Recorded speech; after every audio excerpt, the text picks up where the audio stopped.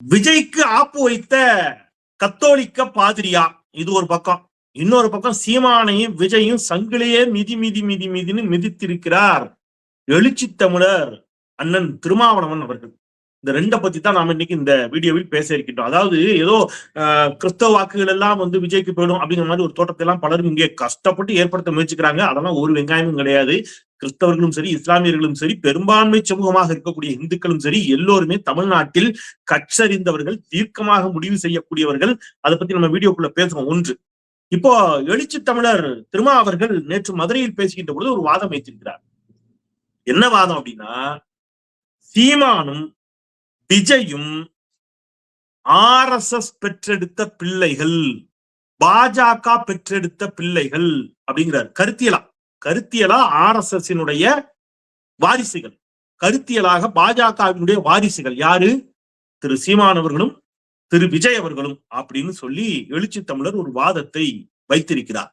ஏன் அவ்வளவு கடுமையான வாதத்தை வைக்கணும்? திமுகவை எதிர்க்கக்கூடிய யாராக இருந்தாலும் உடனே சங்கி முத்திர குத்தணுமா அப்படிங்கிற ஒரு கேள்வி பலருக்கு வேண்டும். அப்படி அல்ல.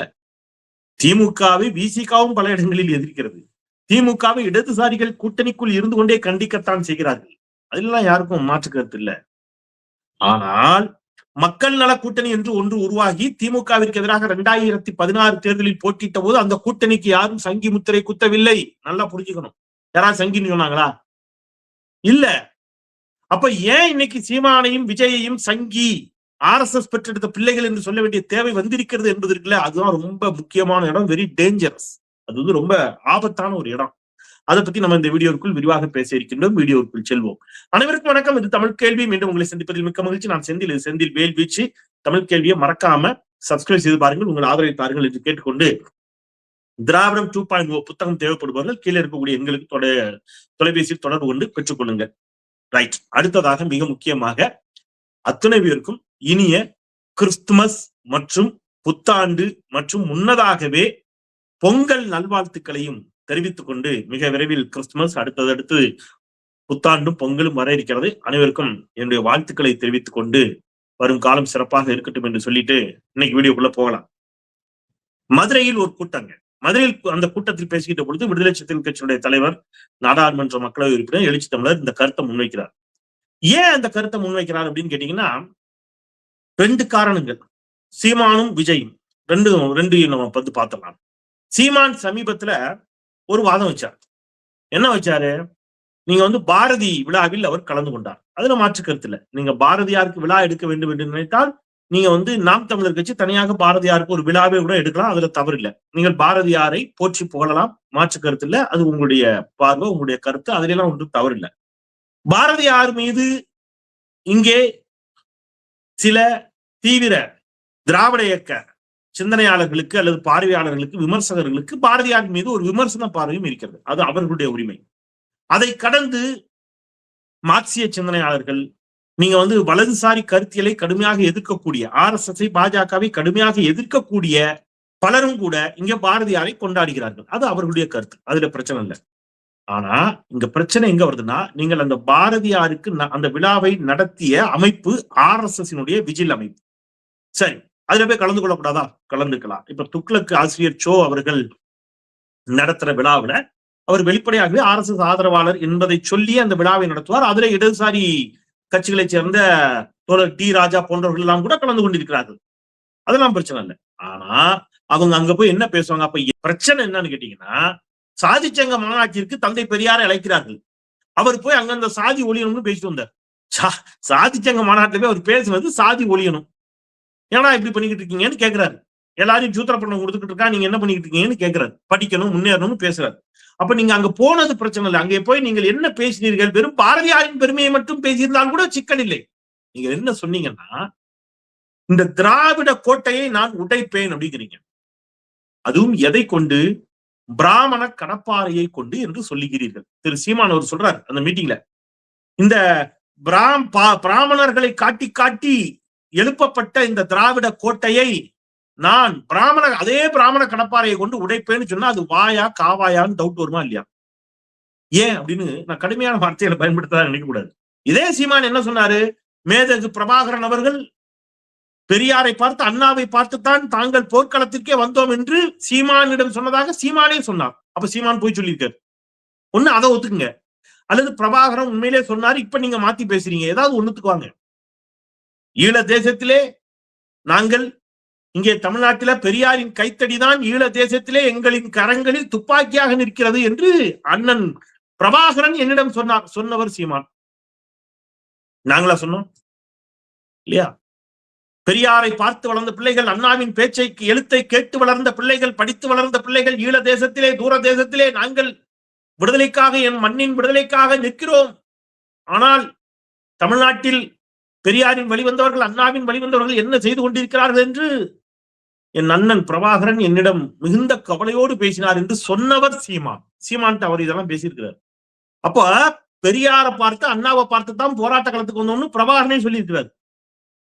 வேற யாராவது சொன்னா கூட நீங்க நம்ப வேண்டாம், சீமானே சொல்றாரு. அப்ப சீமானே என்ன சொன்னாரு?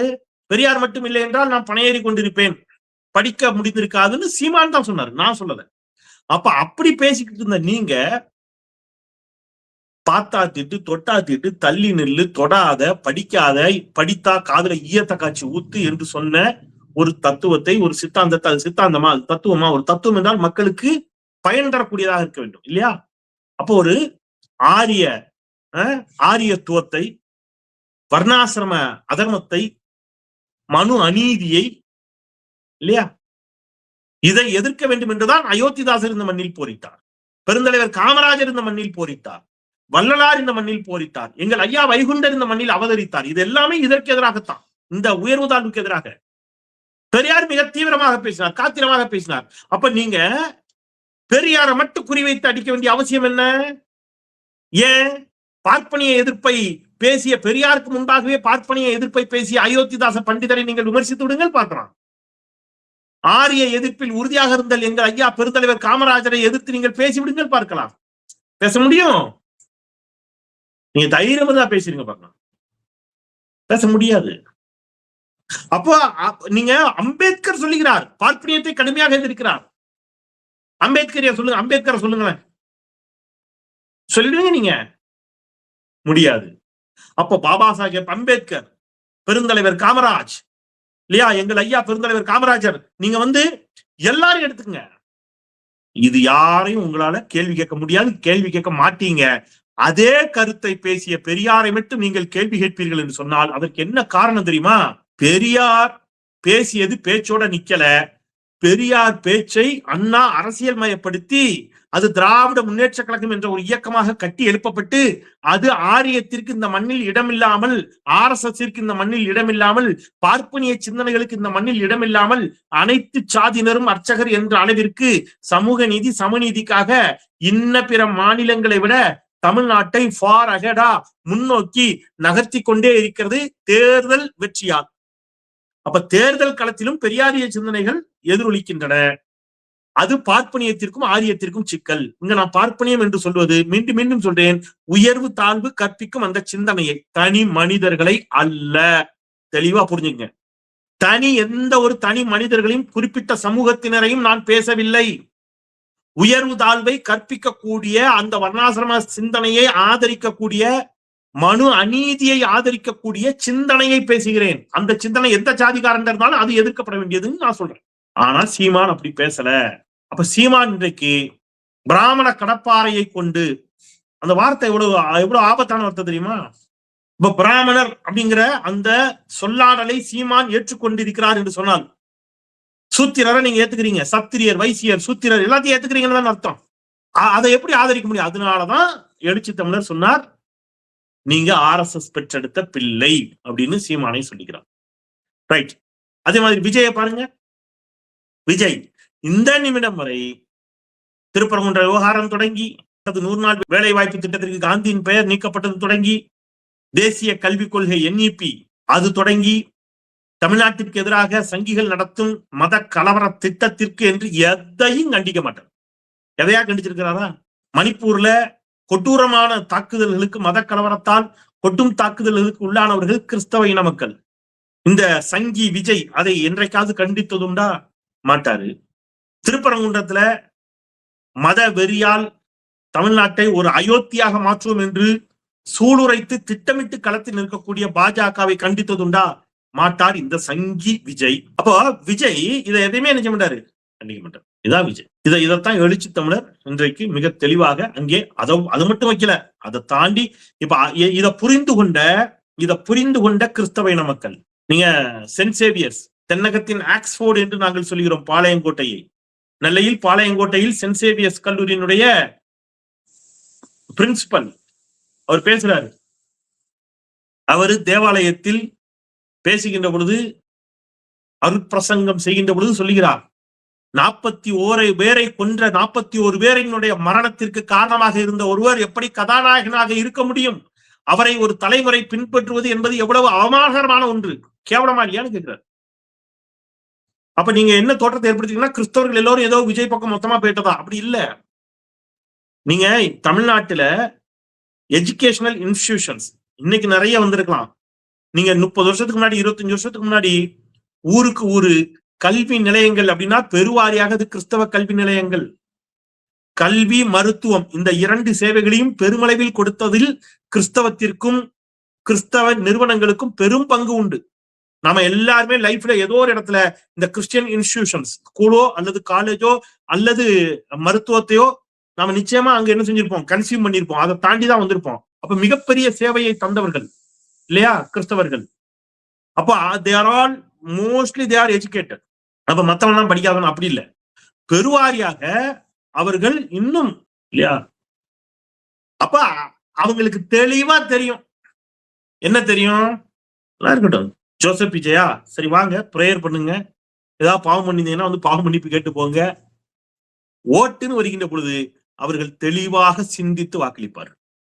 ஒரே ஒரு ஓட்டு ஒரே ஒரு பூத்துல மாறினாலும் அந்த தேர்தல் முடிவுகளையே அது மாற்றும் என்பதை தெளிவாக புரிந்து கொண்டிருப்பவர்கள் சிறுபான்மை சமூக மக்கள். பெரும்பான்மை சமூக மக்களும் ஏதோ திருப்பி நாங்க ஏதோ சிறுபான்மை சமூக மக்கள் அப்ப அப்படிலாம் இல்ல. தமிழ்நாட்டுல எல்லா மக்களும் தெளிவா இருக்கிறாங்க. நான் ஏன் சிறுபான்மை சமூக மக்கள் அழுத்தி சொல்றேன்னா, சிறுபான்மை சமூக மக்கள் வாக்கு ஏதோ விஜய்க்கு போக போகுதுங்கிற மாதிரி ஒரு தோற்றத்தை ஏற்படுத்துவதால் அதை சொல்லுகிறேன். அப்ப தமிழ்நாட்டு மக்களுக்கு, வாக்காளர்களுக்கு தெளிவா தெரியும், என்ன தெரியும், ஒரு ஓட்டு மாத்தி போட்டாலும் அதனுடைய வெற்றியை அறுவடை செய்ய போகுது யாருன்னு கேட்டீங்கன்னா பாஜக வெற்றி பெற்றால் என்ன ஆகும்? மணிப்பூர் போல, குஜராத் போல, உத்தரப்பிரதேசத்தை போல, பீகாரை போல இல்லையா தமிழ்நாடு மாறும். ஹிஜாப் அணிந்து வந்த பெண்ணின் முகத்துல இருக்கக்கூடிய ஹிஜாப் துணியை பிடிச்சி இழுப்பாரு ஒரு முதலமைச்சர். கற்பனை பண்ணி பாருங்க, எவ்வளவு அந்த பெண்ணுக்கு எவ்வளவு கஷ்டமா இருந்திருக்கு மனசு. மணிப்பூர்ல 2 பெண்கள் நிர்வாணப்படுத்தப்பட்டு கூட்டு பாலியல் வல்லுறவுக்கு உட்படுத்தப்பட்டு அதை சுற்றி நின்று வீடியோ எடுத்த கொடூரம் நடங்கேறியது. இந்த நிமிடம் வரைக்கும் இந்த நாட்டினுடைய பிரதமர் அங்க போல. குஜராத்ல நான் நிறைய பேசிட்டேன். குஜராத்ல பெண்ணின் கருவுக்குள் கையை விட்டு கருவுக்குள் இருக்கக்கூடிய குழந்தையை வெளியில் இழுத்துக் கொன்ற கொடூரம் நடந்து, அதுல இங்க இருக்கக்கூடிய மக்களுக்கு தெரியும், இந்துக்களுக்கும் தெரியும், கிறிஸ்தவர்களுக்கும் தெரியும், இஸ்லாமியர்களுக்கும் தெரியும், தமிழ்நாடு அமைதியான மத நல்லிணக்கமான ஒரு மாநிலம். அவன் ஜாமியா அவன் கும்பிட்டுக்கிட்டு இருக்கான். நேற்று இவ்வளவு பேசிட்டு இருக்கிறார் எழுச்சி தமிழர். சபரிமலைக்கு மாலையை போட்ட சாமிமார்கள் பேருந்தில் பயணிக்கிறார்கள். அவங்க எல்லாரும் கையை காட்டிட்டு போறாங்க. திருமானனை பார்த்தோன்னா உற்சாகமாய் கையாட்டுறாங்க. இங்க இருந்து அவர் சாமியை சரணம் ஐயப்பான்னு சொல்றாரு. சொல்றாரு, சனாதனத்தை நாம் எதிர்ப்பதால் அவர்கள் நம்மை ஆதரிக்கிறார்கள். சபரிமலைக்கு மாலை போட்ட பக்தர்கள் எல்லா சாமிக்கும் பாட்டு பாடிட்டு வரும்போது லாகிலாகா இல்லல்லா என்று சொல்லி அவர்கள் வாபரையும் சேர்த்து வணங்குவார்கள். வாபர் சந்நிதிக்கும் போவாங்க. சரியா? இங்க உங்களுடைய மதவாதம்ங்கிறது இங்க ஈடுபடவே செய்யாது. சீனின்னு பேர் வச்ச இஸ்லாமியரும் இருக்கிறார், முத்துன்னு பேர் வச்ச இஸ்லாமியரும் இருக்கிறார், காதர் பாஷா என்ற முத்துராமலிங்கம் என்ற பெயர் வைத்த ஹிந்துவும் இருக்கிறார். நம்ம பார்த்தோம். நர்கீஸ் கான் ஹிந்து, யூனுஸ் கான் ஹிந்து பெண் குழந்தைக்கு பேரு, முத்து இஸ்லாமியருக்கு பேரு, சீனி இஸ்லாமியருக்கு பேரு. அதெல்லாம் இங்க தமிழ்நாடு வேற.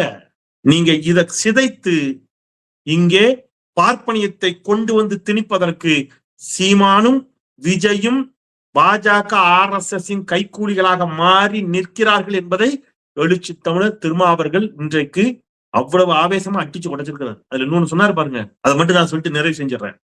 சங்கிகள் எங்கெல்லாம் ஊடுருவி இருக்கிறார்கள், நீதிமன்றத்திற்குள், உச்ச நீதிமன்றத்திற்குள், உயர் நீதிமன்றத்திற்குள். அவர் சொல்றாரு, திருமா சொல்றாரு, மதுரை நீதிமன்றத்திற்குள். இந்த விஜய் பட ஸ்டைலே சொன்னாரு, யாரா வேணாலும் இருக்கலாம், அண்ணனா இருக்கலாம், தம்பியா இருக்கலாம், ஃப்ரெண்டா இருக்கலாம். அந்த அண்ணன் ஒரு போலீஸ் ஆபீசரா இருக்கலாம், அந்த போலீஸ் ஆபீசரோட பேர் விஜயகுமாரா இருக்கலாம். பாருல, அந்த மாதிரி சங்கிகள் எங்கெல்லாம் ஊடுருவி இருக்கிறாங்க. போலீஸ ஊடுருவி இருக்கிறாங்க, நீதிமன்றத்தில் ஊடுருவி இருக்கிறாங்க, உச்ச நீதிமன்றத்தில் ஊடுருவி இருக்கிறார்கள், உயர் நீதிமன்றத்தில் ஊடுருவி இருக்கிறார்கள், மதுரை கிளையிலும் ஊடுருவி இருக்கிறார்கள். அவர்கள் சுவாமிநாதன் என்ற பெயரிலும் இருக்கலாம் அப்படின்னாரு. திரும்ப சொன்னது. அப்ப நீங்க அம்பேத்கர் இயற்றிய அரசியலமைப்பு சட்டத்தின்படி தீர்ப்பை வழங்காமல் மனுநீதியின்படியும் உங்க விருப்ப விருப்பின்படியும் நீங்க தீர்ப்பு கொடுக்க ஆரம்பிச்சீங்கன்னா பதவி ரிசைன் பண்ணிட்டு கட்சியில சேர்ந்துடுங்க. ஆளுநர் பதவிக்கு ஆசையா இருக்கா? போய் சொல்லக்கூடாது. உண்மைதானே? ஆளுநர் பதவிக்கு தானே ஐடியா பண்றீங்க, எனக்கு தெரியும். நான் யார சொன்னேன்? யாருக்கு இத கேட்ட உடனே மனசாட்சி உறுத்துச்சோ, ஓ நம்மளதான் சொல்றானா அப்படின்னு யாருக்கோ ஒருத்தருக்கு உறுத்துல அவரை சொன்னேன். திமுகவை கடுமையாக திருமாவளவன் விமர்சித்த காலமும் உண்டு. அவர் அதையும் சொல்றாரு. இன்றைக்கு இந்த ஆரியம் மனுநீதி தமிழ்நாட்டிலும் காலூட்ட முயற்சிக்கின்ற பொழுது நாங்கள் பேசுகின்ற அதே கொள்கையை திமுக, அவர் சொல்றாரு, யாரு? திருமாவளவன் சொல்றாரு, அதே கருத்தை திமுக இன்றைக்கு ஓங்கி உயர்த்தி பிடிக்கிறது. நாங்கள் இருவரும் இணைந்து பயணிக்கிறோம் அப்படின்னு சொல்றாரு. எனவே கருப்பும் நீலமும் சிவப்பும் ஒன்றுபட்டு ஓரணியில் நின்று நாம் இந்த சங்கி கூட்டத்தை ஓட ஓட விரட்டி அடிப்போம். ஒன்றுபட்டு நிற்போம், ஓரணியில் திரளுவோம். ஒரு ஓட்டு மாறிச்சினாலும் அது கொல்லிக்கட்டை எடுத்து உங்க தலையை நீங்களே சொரிஞ்சுக்கிற மாதிரி 1000 உங்களுக்கு குறைகள், வேதனைகள், போதாமைகள் இருக்கலாம். ஆனா கம்பேரிட்டிவ்லி இந்த 4.5 வருஷம் தமிழ்நாடு எவ்வளவு சிறப்பாக இருந்துச்சுங்கிறது உங்க மனசாட்சிக்கு தெரியும். நடிகர்களை திரையில் ரசிப்பதோடு நிறுத்திக் கொள்ளுங்கள். வாக்களிக்க வேண்டும் என்று முடிவு செய்தால் அது கடைசி. அந்த வார்த்தையை நான் சொல்ல விரும்பல. அதோட நான் விடைபெறுகிறேன். மீண்டும் ஒரு முறை தமிழ் கேள்வியை சப்ஸ்கிரைப் செய்து பாருங்கள், உங்கள் ஆதரவை தாருங்கள் என்று கேட்டு, தமிழ் கேள்வியின் சார்பாக நான் எழுதிய திராவிடம் 2.0 ஏன் எதற்கு நூல் தேவைப்படுபவர்கள் கீழே இருக்கக்கூடிய அலைபேசி எண்களுக்கு தொடர்பு கொண்டு பெற்றுக் கொள்ளுங்கள் என்று சொல்லி விடைபெறுகின்றேன். குரலற்றவர்களின் குரலாய் நான் செந்தில். நன்றி.